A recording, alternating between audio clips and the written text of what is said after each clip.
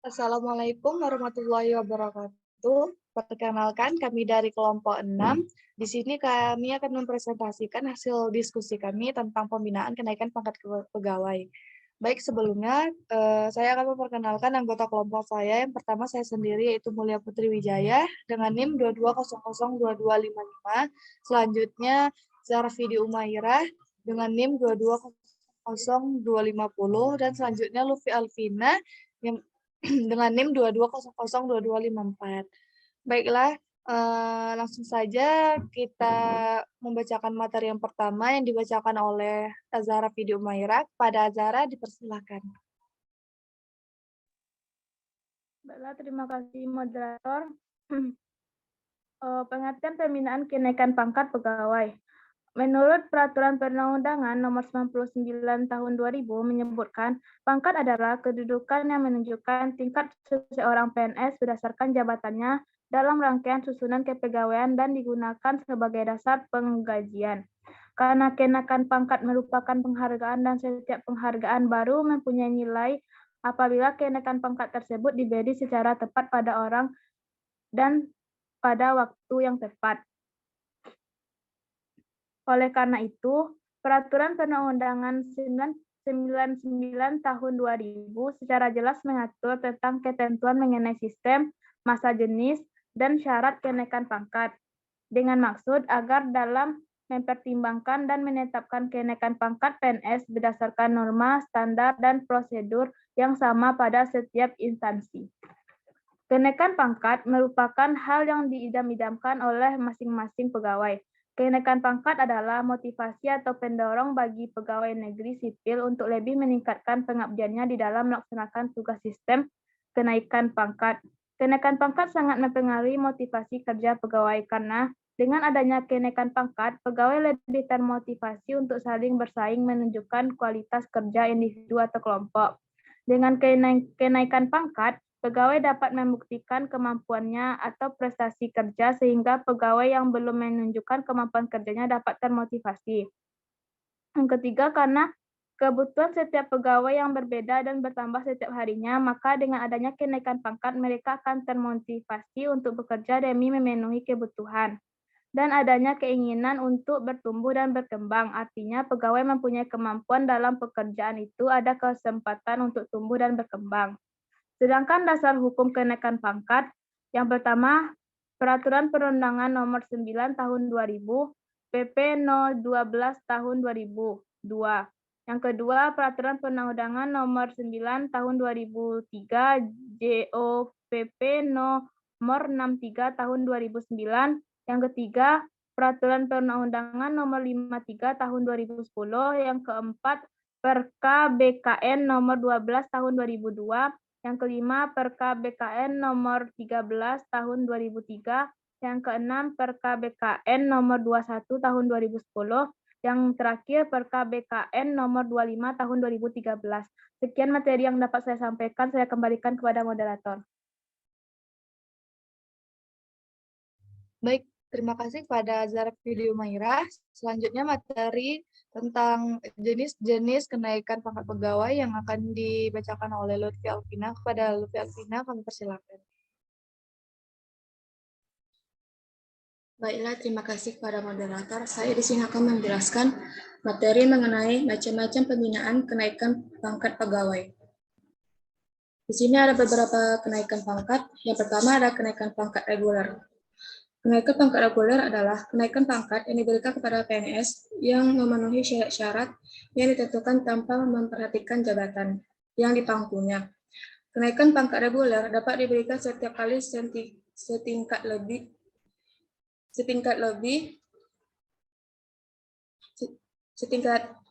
lebih tinggi apabila PNS yang bersangkutan telah 4 tahun dalam pangkat yang dimilikinya, dan setiap unsur penilaian pelaksanaan pekerjaan yang sekurang-kurangnya bernilai baik atau 2 telah 5 tahun dalam pangkat yang dimilikinya. Dalam setiap unsur penilaian pelaksanaan pekerjaan sekarang kurangnya bernilai cukup.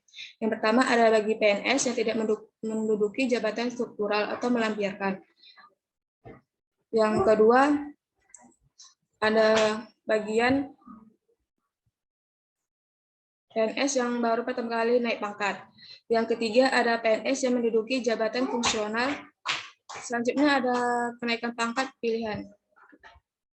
Kenaikan pangkat pilihan adalah kenaikan pangkat yang diberikan kepada PNS yang memangku jabatan struktur atau fungsional tertentu yang telah memenuhi syarat-syarat yang ditentukan. Kenaikan pangkat pilihan dalam batas-batas jenjang pangkat yang ditentukan untuk jabatan yang bersangkutan. Selanjutnya ada kenaikan pangkat istimewa. Kenaikan pangkat istimewa adalah kenaikan pangkat yang diberikan kepada PNS yang menunjukkan prestasi kerja yang luar biasa baiknya, atau menemukan penemuan baru yang bermanfaat bagi negara. Selanjutnya, kenaikan pangkat pengabdian. Kenaikan pangkat pengabdian adalah kenaikan pangkat yang diberikan kepada PNS yang telah mencapai batas usia atau pensiun. Dengan catatan, 1. Sekurang-kurangnya telah 4 tahun dalam pangkat yang dimilikinya. 2. Penilaian pelaksanaan pekerjaan rata-rata bernilai baik, dengan ketentuan tidak ada unsur penilaian pelaksanaan pekerjaan yang bernilai kurang. Ketiga, tidak pernah mendapat hukuman disiplin. Selanjutnya, kenaikan pangkat yang terakhir yaitu anumerta. Kenaikan pangkat anumerta adalah kenaikan pangkat yang diberikan kepada PNS yang tewas dalam melaksanakan tugas. Untuk lebih menjamin objektivitas dalam mempertimbangkan dan memberikan kenaikan pangkat, maka perlu ditentukan syarat-syarat kenaikan pangkat. Syarat-syaratnya antara lain ialah berprestasi kerja, disiplin kerja, kesetiaan pengabdian, pengalaman jabatan, latihan jabatan, dan syarat-syarat objektif. Syarat-syarat kenaikan pangkat sebagai tersebut di atas merupakan konsekuensi logis dan prinsip adanya pengkaitan yang erat antara pangkat dan jabatan. Dalam setiap organisasi yang sehat, maka makin tinggi pangkat, maka makin terbatas jumlahnya. Oleh sebab itu, pegawai negeri sipil yang mempunyai kemungkinan untuk mencapai pangkat tinggi itu makin terbatas pula.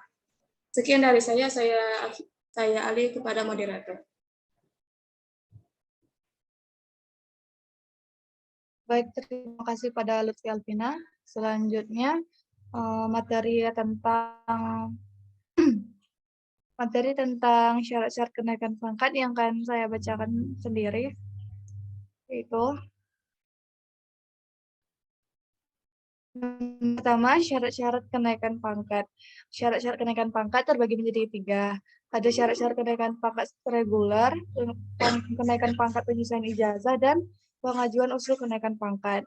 Yang pertama, syarat-syarat kenaikan pangkat reguler. Yang pertama itu ada salinan atau fotokopi yang disahkan dari SK-CPNS.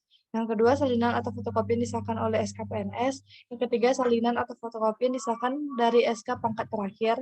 Dan keempat, salinan atau fotokopi yang disahkan dari DP3 dalam 2 tahun terakhir. Yang kelima, ada salinan fotokopi yang disahkan dari Karpet. Dan nomor 6, daftar riwayat pekerjaan. Nomor 7, nota persetujuan BKN. Adapun syarat-syarat kenaikan pangkat penyelesaian ijazah, yang pertama, salinan fotokopi yang disahkan dari CPNS. Yang kedua, salinan fotokopi yang disahkan dari SKPNS. Yang ketiga, salinan atau fotokopi yang disahkan dari SK pangkat terakhir. Yang keempat, salinan atau fotokopi yang disahkan dari DP3 dalam 2 tahun terakhir. Yang kelima, ada salinan fotokopi yang disahkan dari Karpet. Yang keenam, salinan atau fotokopi sah surat tanda lulus ujian penyelesaian ijazah. Ketujuh, ada salinan atau fotokopi sah ijazah S1. Yang ke-8, ada daftar riwayat pekerjaan. Yang ke-9, surat keterangan uraian pekerjaan. Yang ke-10, nota persetujuan BKN. Yang ketiga, ada pengajuan usul kenaikan pangkat.